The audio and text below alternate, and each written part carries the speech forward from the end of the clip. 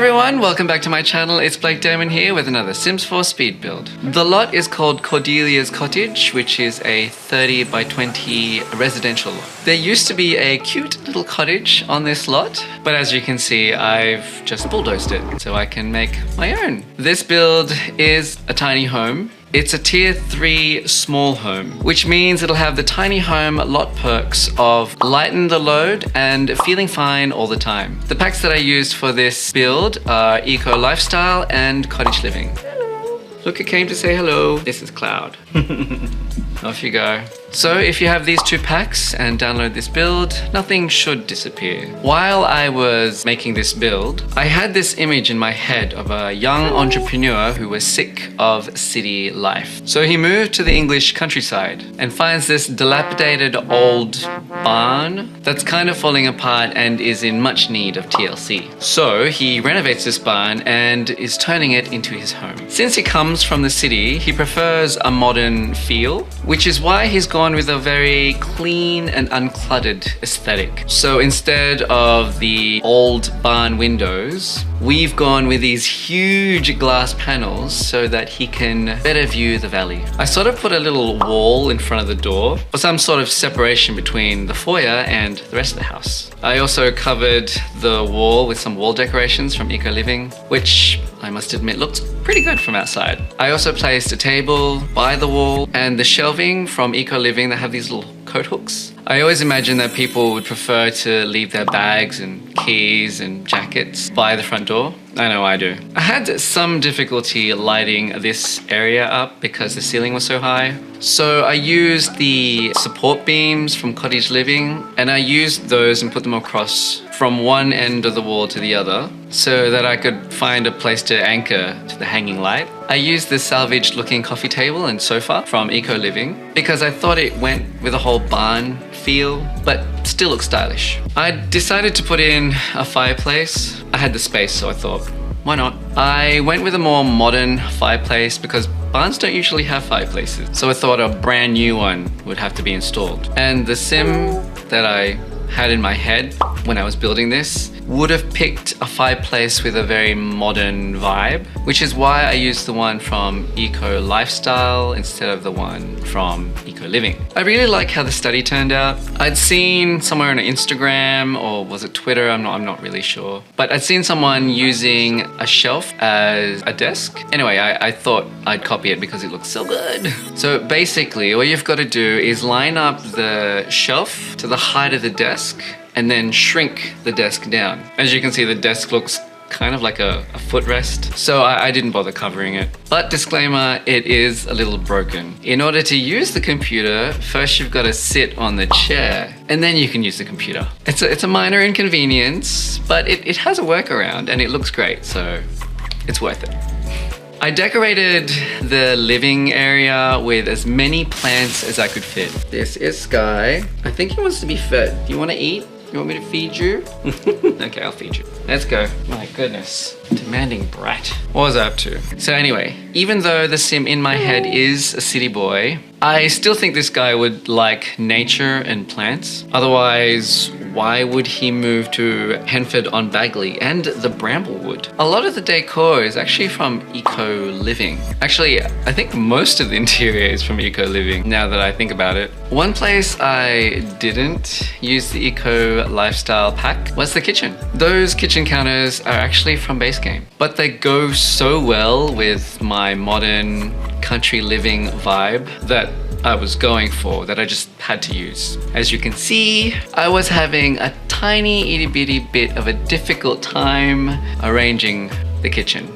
That door frame from Eco Lifestyle kind of sticks out weirdly, and I didn't know what to do with it. It just didn't make sense for the counter at the very end next to the door to have drawers that open into the frame. Anyway, after much juggling around, I finally managed to arrange it to my heart's content and move on. The bedroom turned out to be a lot smaller than I would have liked it to be, but I really needed that ensuite because I think our city boy turned country bumpkin would have just needed it. So I made do with the space that I had. The bed took up huge chunk of the area, this didn't leave much room for much else. So yeah, I had to improvise a wardrobe because nothing would fit. Disclaimer, my wardrobe doesn't work.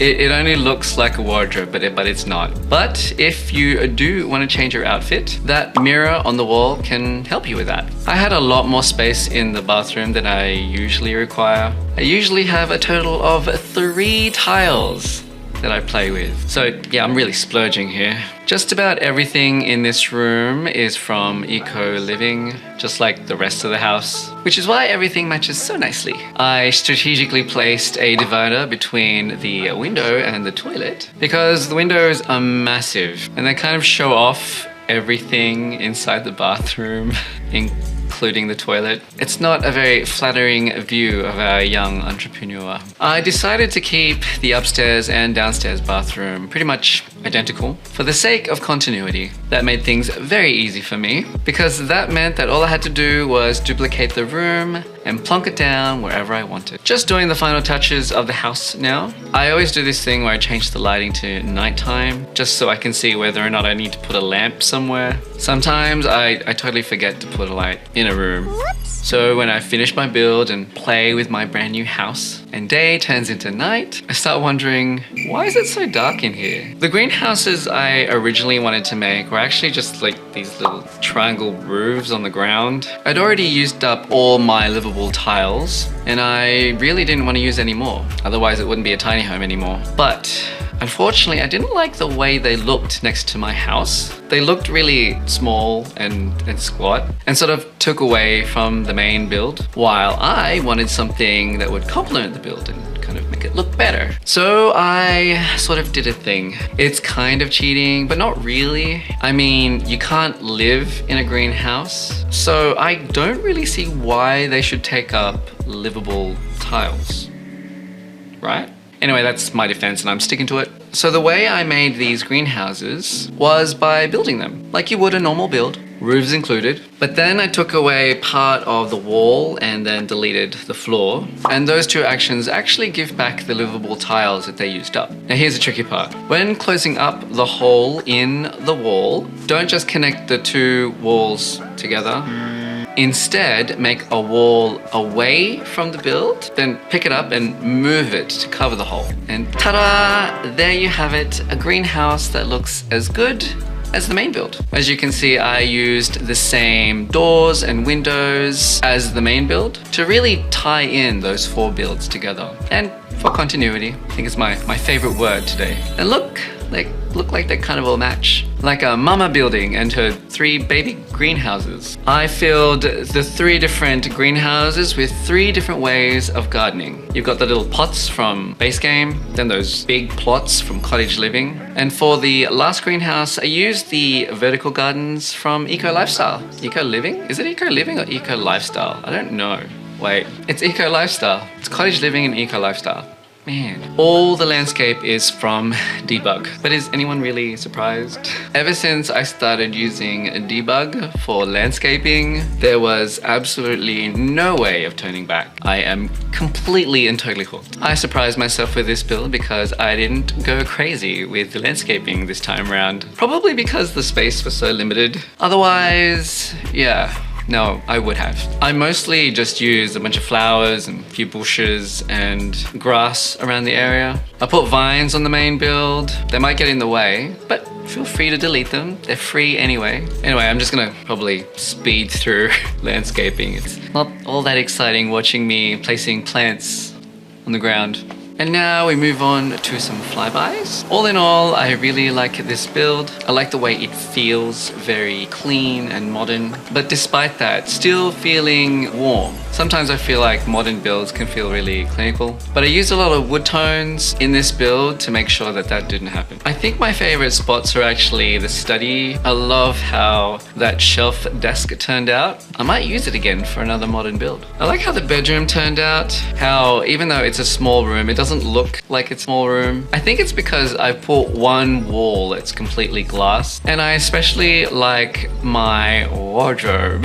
I think it looks really good. I might actually start doing things like this now for builds where the room is so tiny that I can't really fit an actual wardrobe in there, so I can put a fake one in. Anyway, that's it for me. Thank you guys so much for your time. If you made it this far, don't forget to reward yourselves by giving this video a like and by subscribing to this channel. If you have anything to say, don't be afraid to use the comment section. I will reply. If you'd like to download this build, you'll find the link to that in the description down below. Once again, thank you so much for your time. I really appreciate you. And until next time, bye-bye.